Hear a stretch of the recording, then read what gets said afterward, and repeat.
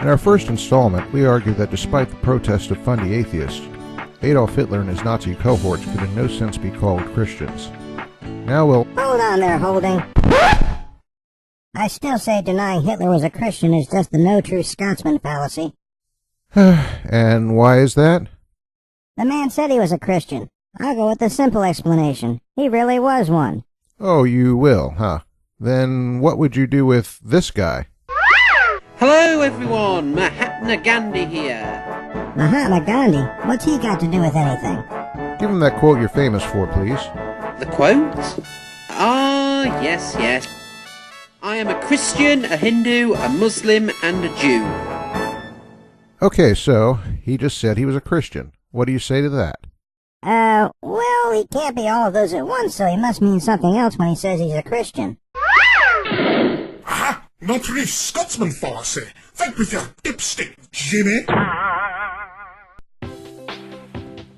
Many fundy atheists use the No True Scotsman Fallacy as though it were garlic and Christians were vampires, without even understanding how to use it properly.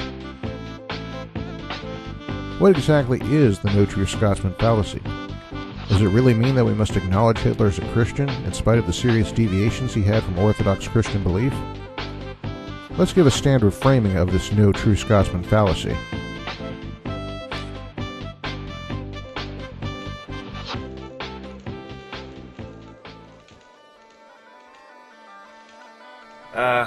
Nothing like a nice bowl of porridge, eh, McStoat?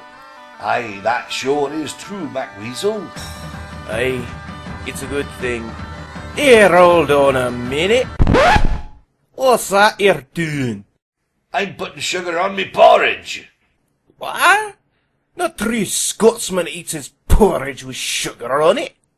I eat my porridge with sugar on it. As I said, no true Scotsman eats his porridge with sugar on it. Now, the logic of this story is expressed thusly. No true Scotsman eats his porridge with sugar. McStoat eats his porridge with sugar. Therefore, McStoat is no true Scotsman. What we have here are two categories which are non-intersecting sets. In the story, Scotsman is set X, while eating porridge with sugar is set Y.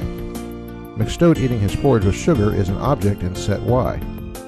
The word Scotsman refers to an ethnic category. It has absolutely nothing to do with how one takes one's porridge. So the two sets, Y and X, are capable of intersecting. Now, to illustrate this further, let's change the story a little.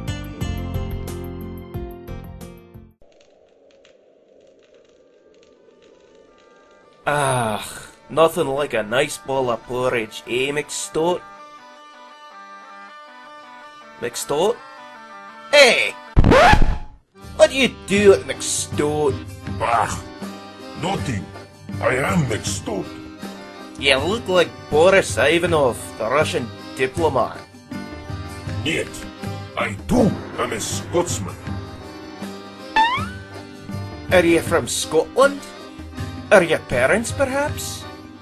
Niet. Of course not. I and my entire ancestry are from Mother Russia. Well, you are no true Scotsman then. The word Scotsman is a racial or ethnic label referring to those born or with ancestry in Scotland. Since Boris, born of Russian parents in Russia, does not meet these criteria, he is in fact not a Scotsman, no matter what he says. So how does this relate back to Hitler? Well, of course, unlike Scotsman, Christianity is an ideological category rather than an ethnic one. But here's how a conversation might go.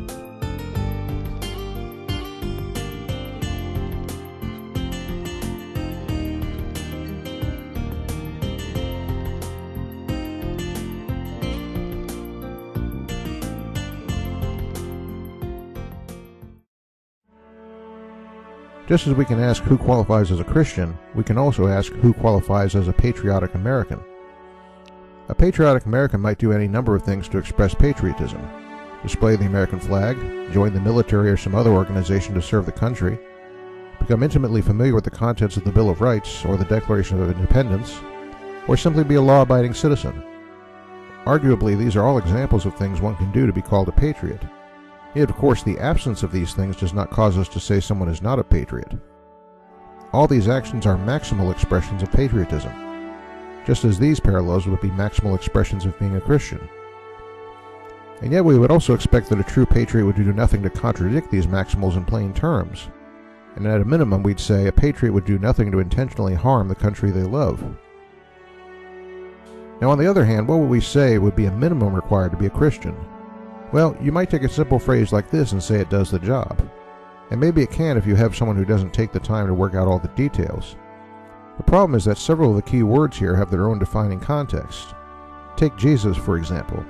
There have been a number of ideas about who or what Jesus was, and while some are not critical to his identity as the broker of the salvation covenant, others are, and it's those latter ones that get you in hot water in terms of being qualified to be a Christian.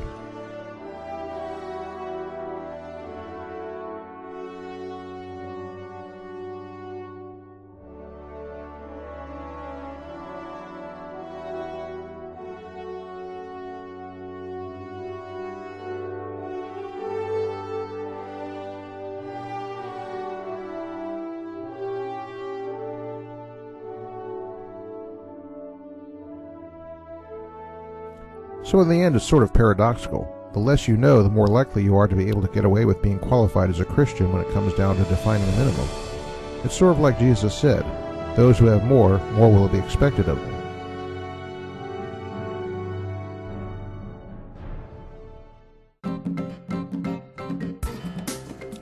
Let's now draw an analogy to what we laid out as Hitler's main deviation as what he would call a positive Christian, namely his disposal of all Jewish elements of the Bible. Would we expect a true patriot to claim adherence to the U.S. Constitution while they also clip out the Bill of Rights and say things like anyone who grants freedom of speech is undermining the true spirit of America? Would we accept from them an excuse that they were representing a purer form of American patriotism, something they call positive patriotism, and still grant them the title of American patriot? No, we wouldn't. We'd regard them as anything from a traitor to authentic patriotic American values to a lunatic out of their minds. If we take it to the extreme the fundy atheists do, here's what the result would be.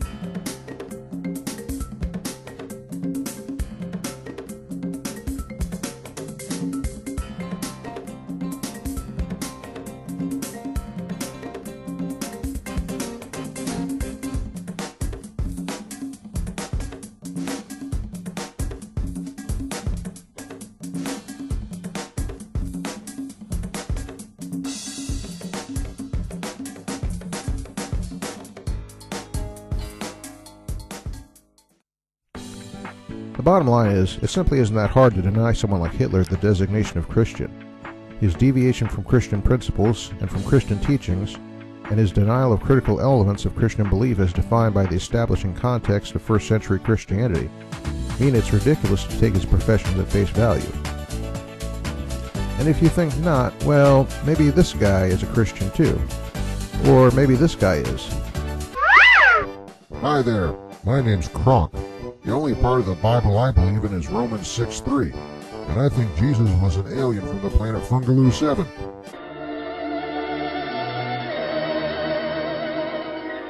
So you're not a Christian? Hey, who are you to judge who is or isn't a Christian? Fight with your dipstick, Jimmy! Yeah, great, ain't it? What other channel would you ever see these three in the same picture? See ya.